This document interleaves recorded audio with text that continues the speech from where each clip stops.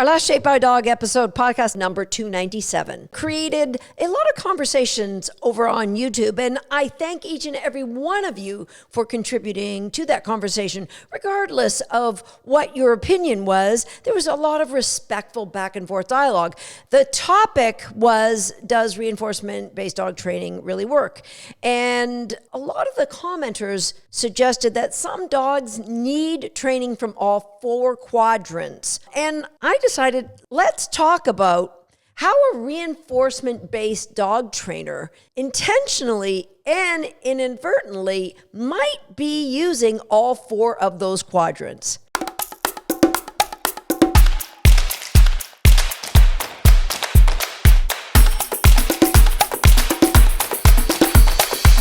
Hi, I'm Susan Garrett. Welcome to Shape by Dog. In Shape by Dog episode number 146, I explained what the 4 quadrants of animal training were and that they were negative or positive, but that didn't mean anything like good or bad. Negative punishment, positive punishment, negative reinforcement, positive reinforcement. One doesn't designate good.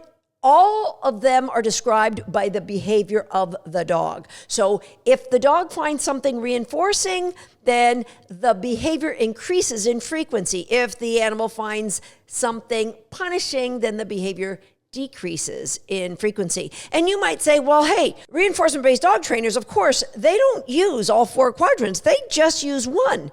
Well, that's not true. And there's a number of reasons why, because some of those quadrants are dipped into unintentionally, but it's all in the definition. And for me, the definition is really described by the dog. What is the dog's behavior? And I want to, before we get too deep in the weeds, to recognize those 4 quadrants are not defined by stone walls. So nobody can articulate with clarity the absoluteness of anything being one or the other.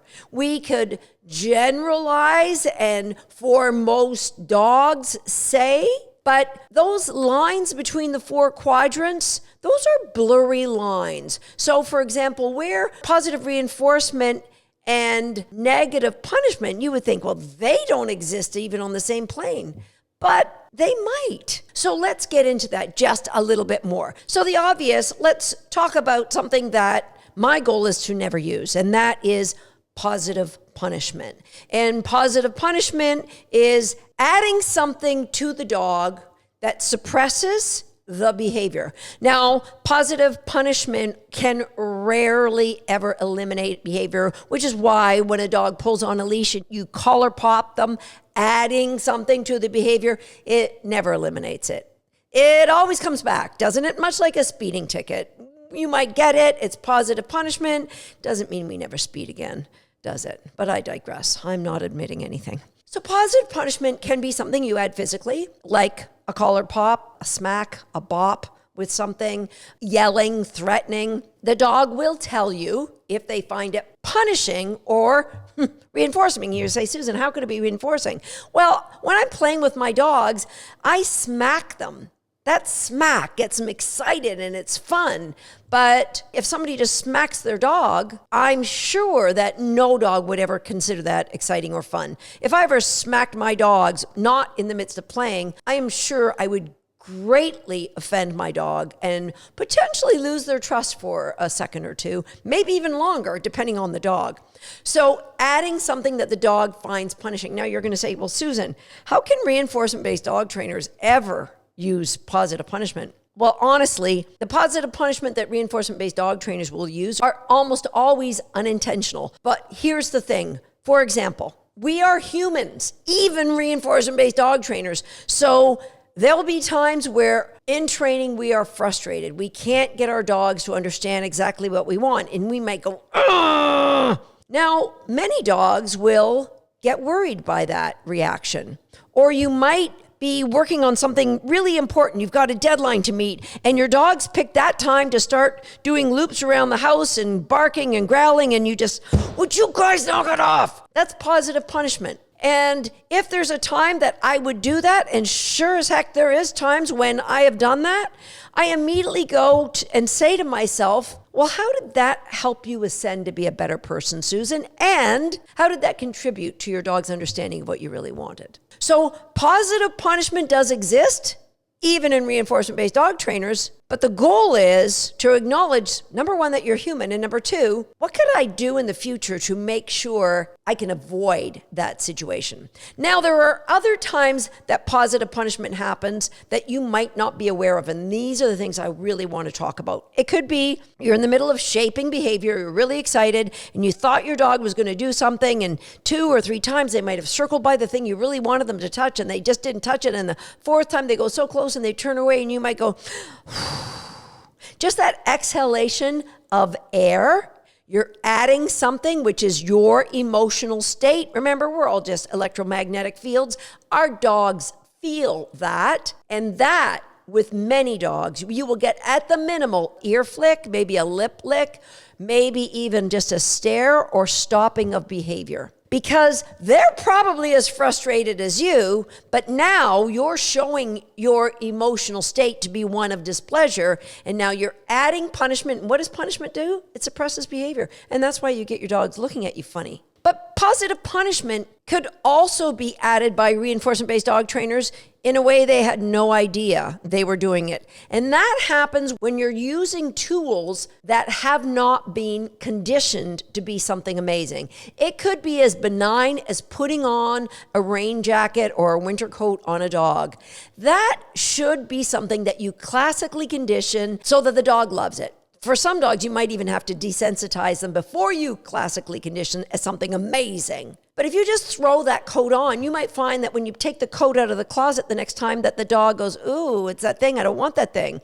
That goes for nail trimming or giving your dog a pill or all of these things. When you are adding things that they should be benign, end up being severe punishers for your dog. So as reinforcement-based trainers, I hope all of us who are owning dogs, no matter what level of a dog trainer you are, you might be a dog trainer who's a dog owner trying to do the best thing for your dog. You're still a dog trainer. And so recognizing how anything affects your dog's emotions will help you to go, I think my dog thinks this is punishing. Okay. What can I do to alter it so when I pick this up the next time, we have something different? And if it's something like nail trim, go to podcast episode 107, where I talk about my Pedicure Please program, where we condition the dogs to love getting their nails trimmed. Even the dog who is like the most frantic about getting their nails trimmed. So positive punishment with us reinforcement-based people is something we need to be aware of because we might be doing it unintentionally, and also be aware of when we're doing it out of frustration and how to ask ourselves better questions in the middle of that frustration so that we can go in the direction we all really want to go in. Okay, positive punishment. Our next form of punishment is negative punishment. That is when we take something away, and when we take it away, the dog finds it very punishing. Like if dog's in the middle of eating and you take away their food bowl, that's very punishing. And that's why people say, if your dog's eating, you should put your hand in there, and if they growl, take away the food. That's just not good advice. Neither one of those is good advice. And so taking that away is punishing. Why is it punishing? Because the dog wanted the thing you took away, so it is causing great frustration. You're right in the middle of an ice cream sundae, and then somebody takes it away and says, it's not time for ice cream sundaes right now. I don't think you and I can be friends anymore. I was eating that ice cream sundae. So negative punishment could be giving your dog a timeout, something I used to do a lot in the mid-90s. When I first changed from being a balanced trainer to wanting to be a reinforcement-based dog trainer, oh man, I used a slew of timeouts. Non-reward markers. Uh-oh, try again. Oops, nope, wrong. It was still punishment. I moved from correcting physically on a prong collar to correcting emotionally by withholding the thing the dog wanted. It could be the dog's having fun chasing the sprinkler or fence fighting with the dog next door, and you grab them and take them in the house. Negative punishment. For some dogs, this is where, as reinforcement-based dog trainers, we really have to be aware. turning your back on your dog when they're jumping on you. You're taking away your attention. That's negative punishment. And you know what? Maybe if a dog was jumping on me and they weren't a very well-trained dog, and I was visiting somebody's house and I didn't want to reinforce that dog with my attention, I might do that. But know that punishment doesn't build behavior. Reinforcement builds the behavior. So punishment in the absence of the understanding of how to be correct is just unfair. So for some dogs, us reinforcement-based dog trainers, we have multiple dogs and we want to be able to train more than one dog at once. So we have our dog hup it up on a hot zone, up on a raised bed, and they get to watch that other dog. That can be very frustrating. And so the dog watching might start vocalizing, might start barking or whining. And why? Because you didn't take the time to really condition. Watching is something amazing. Remember, you can't use negative punishment. Having a dog watch while you train somebody else is negative punishment. You can't take negative punishment and use it in the absence of how to be correct. And I did this so much using reinforcement to build the value for watching. I did this so well with my dog. My 14-year-old dog, Swagger, is obsessed with watching dogs work. And, you know, his agility career was cut very, very short by a heart virus.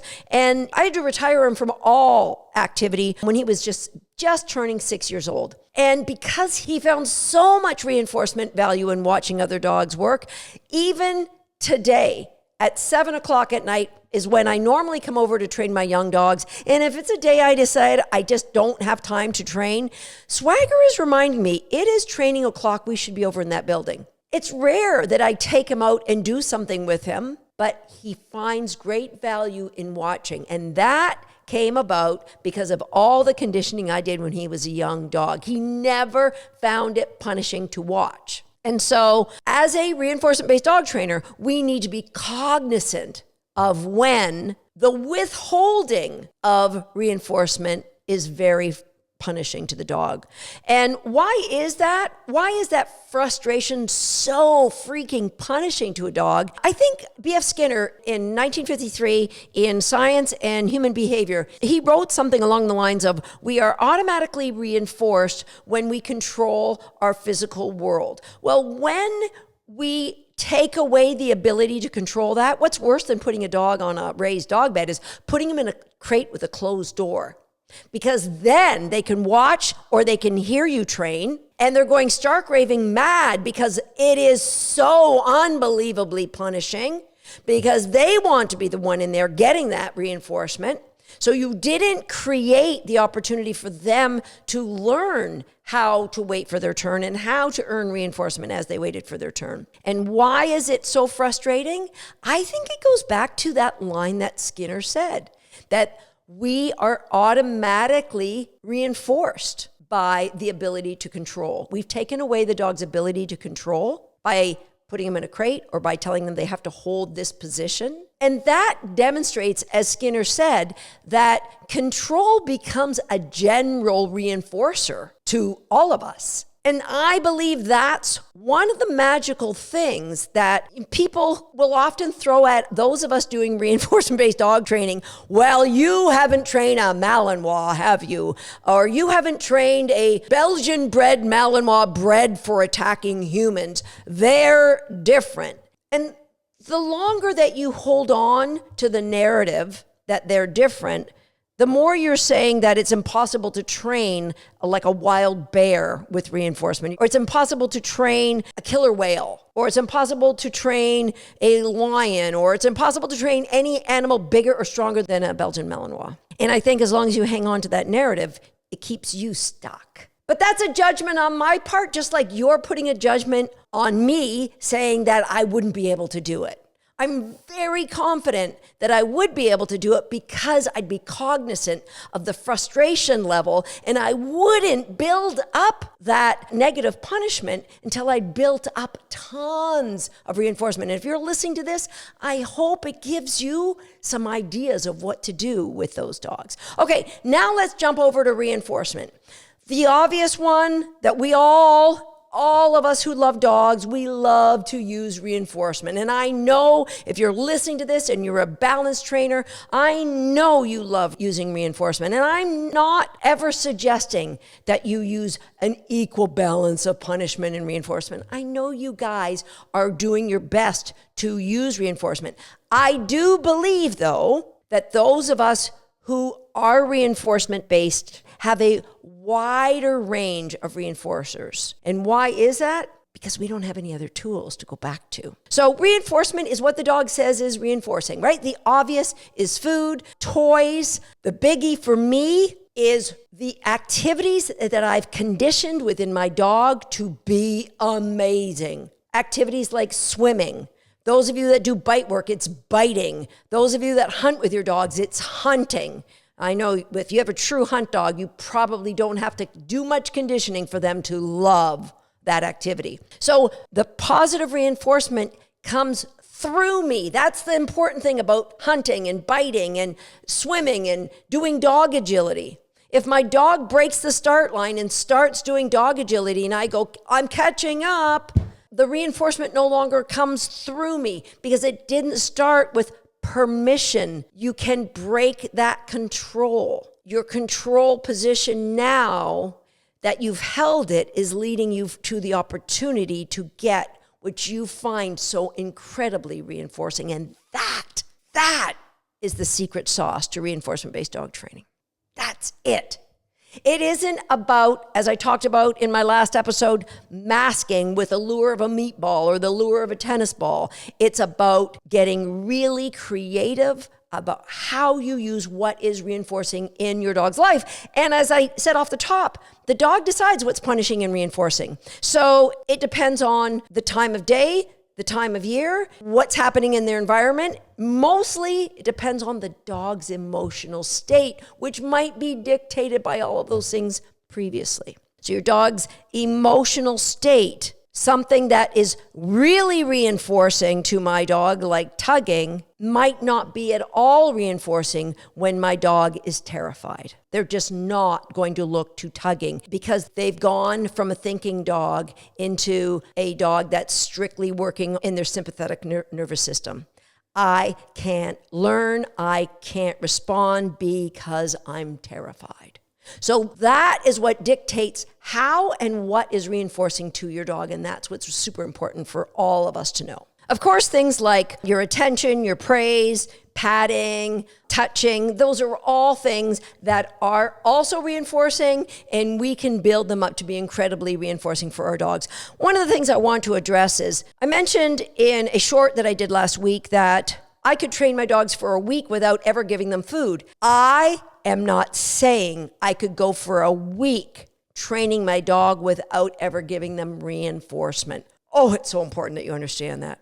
My dogs get reinforcement from me like almost every minute that we are engaging with each other, unless they're asleep. It's almost every minute of their interaction with me because there's so many things that I know that are reinforcing to my dogs, and it's important that you are aware of that. Okay, and the fourth quadrant is negative reinforcement. Now, negative, taking it away, and then the dog finds that reinforcing. That means what was happening was unpleasant. How would a reinforcement-based dog trainer use that? We would have to put the dog into a place of discomfort.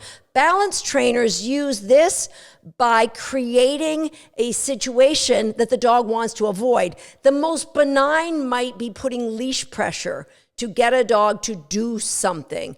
Pull up and the dog says, how do I get out of this? Oh, I'm going to sit down. And then that gets reinforced by the release of that pressure.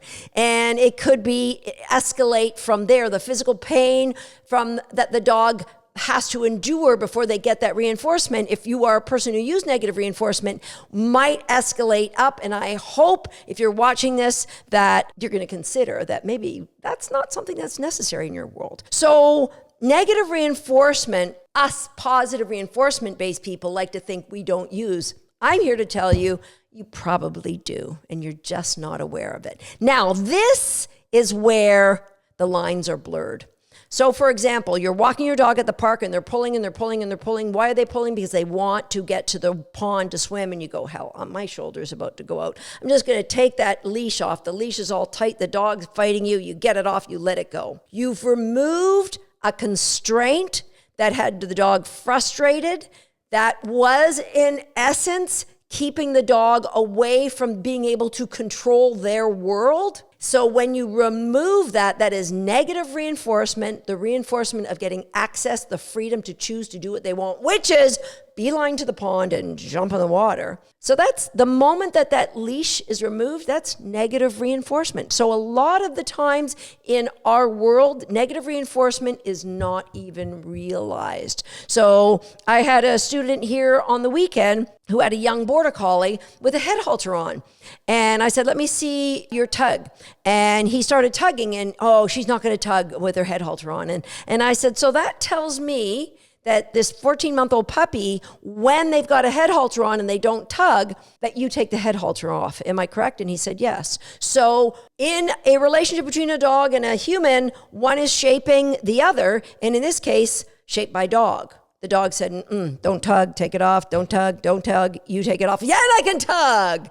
And so remember when I talked about tools can become punishing if we don't condition them? A head halter, I take forever to condition. If I'm going to use a head halter or a muzzle, I take forever. So the dog thinks it is amazing to have one of those things on. When you take the muzzle, the head halter off, because maybe the dog's pawing or rubbing their face, that is negative reinforcement. You have removed something. The dog found it very reinforcing. What does reinforcement do? It increases the likelihood the behavior will repeat again. So that's why I say, yes, negative reinforcement happens in the world of reinforcement-based dog training, but often it's inadvertent. They don't realize what they've done. So a dog that paws at something, you need to open this door. I want out.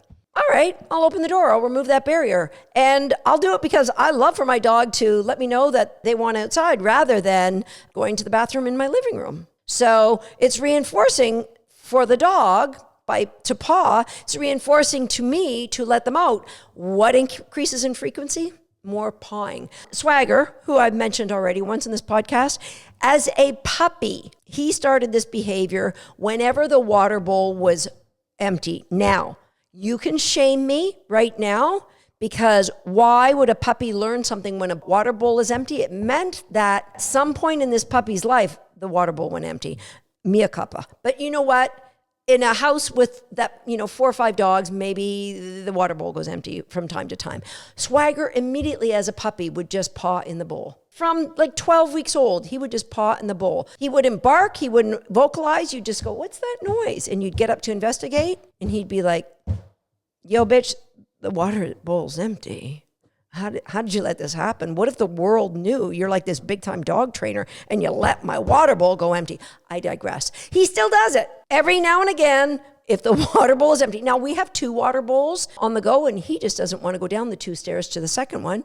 I still jump up and fill that water bowl. Number 1, because I feel guilty for having it gone empty. Number 2, I just find it so darn cute that he still does that. So negative reinforcement is when the dog finds whatever is happening unpleasant, and you remove the unpleasantness. With balance trainers, it is learned escape avoidance to avoid the unpleasantness. For those of us who choose never to train like that, it is inadvertent in that if we have a dog that's barking in the crate for maybe I didn't do a good job shaping my dogs to love to wait their turn, and all of a sudden the dog's in a crate and darn it, I hear them barking. What am I going to do? If I go and say, my bad, I'm going to let you out, I've just reinforced the dog for barking in the crate. Opening the crate door, negative reinforcement. What would I do instead? I would wait until that dog is quiet. I'd probably stop training for a while. Then I would go over, release the dog when they're quiet, removing them from the barrier, reinforcing them for what they were doing to get out of there, which was nothing, just being quiet, right? So negative reinforcement happens a lot with negative punishment, in that a lot of the times it could be inadvertent, And I just want you, if you want to be a reinforcement-based dog trainer, to really work towards thinking, are there inadvertent punishers or reinforcers? Either are bad, because if you have inadvertent punishers in your life, or in your dog's life, what you are going to do is you're going to increase that dog's frustration. I saw that with my dog Buzz, who I wrote about in 1997. I started writing the book Shaping Success. It was a series of articles. I turned Buzz into this frantic, high drive, intense, fire-breathing border collie. Powerful, intense, driven. And I think a lot of that, yes, some of it was genetics, but I think a lot of it was the inadvertent use or the overuse of negative punishment.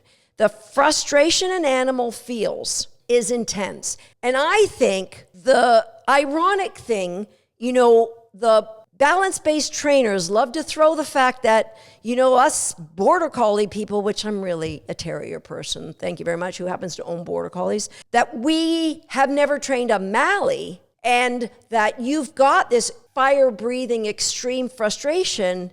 And what I find ironic in the whole thing is if you go back to Skinner's quote, where he said we're automatically reinforced when we get to control our physical world. And he went on to say that having one's way is reinforcing, and it's demonstrated by those who control for the sake of control. And you've got to wonder, the narrative that has been built is that we must be alpha. We must be controlling the dog. Every movement, we must be in control. And who is that reinforcing? It's reinforcing the controller. And if you consider that as you're going through life in your dog training and you get curious and humble, or have I said many times, we all need to continue to suppress our ego and say, is this helping me be a better person? Because I truly believe dog training has helped me be a better person. Is this helping me be a better person? And am I making my dog's life better? It seems crazy to think, well, Susan, are you suggesting I give my dog the control? The control happens in such a layered way. I think that's the secret to training terriers. So I had intense hunting bred terriers, and you could not force them to do anything. There was not enough discomfort on this planet to get a terrier, a true hunting bred terrier, to stop what they wanted. However, giving them the illusion that they are in control by you controlling the environment and adding reinforcement for amazing choices gave them the boost, the pump, the dopamine hit of the greatest reinforcement they could have, and that is control over their environment, giving our dogs autonomy. As Skinner said in 1953, that it's one of the greatest reinforcers that any animal could have. So I've got a question. If you're one who currently is using tools, maybe it's a leash pop on a flat collar, maybe it's an e-collar just on a stim or a vibration. I have a question. What if that tool wasn't available? So sometimes when I'm working on something and I might be like, oh, it'd be really great if I had like a frame that I could hold this thing in this way. And I go, I don't have a frame. Well, what can I innovate? When I don't have the tool I want, my brain immediately goes to, well, how could I innovate with what I've got here? MacGyver. I've got bubble gum, I've got some string, and I've got some popsicle sticks. I could make that holder for my camera. What if... And for me, it's always, how could I innovate with what I've got? And with what I've got is what reinforces a dog. And from that basis, over the last 30 years, the amount of different things and the amount of different presentations of reinforcement I have for my dogs has exponentially increased. And just like when you're trying to lose weight and you eat more greens and you have more salads and you have healthy smoothies, the ability to eat junk food goes away. If you didn't have the tool you're currently relying on and you had to innovate the use of the reinforcement you have, what would that look like? I'm just throwing that out there as a point of curiosity. And I hope if you're a person who now feels the need to use tools to control, you question if somehow that control has been reinforcing you all along. I'll see you next time right here on Shaped by Dog. What do you got the angry broccoli for? He heard you weren't a subscriber. They are a subscriber. Okay, time to switch it out for some champagne. Welcome to the fam. Be sure to hit the notification bell so you won't miss a single video. Come on, pop that champagne, buddy. Let's giddy up.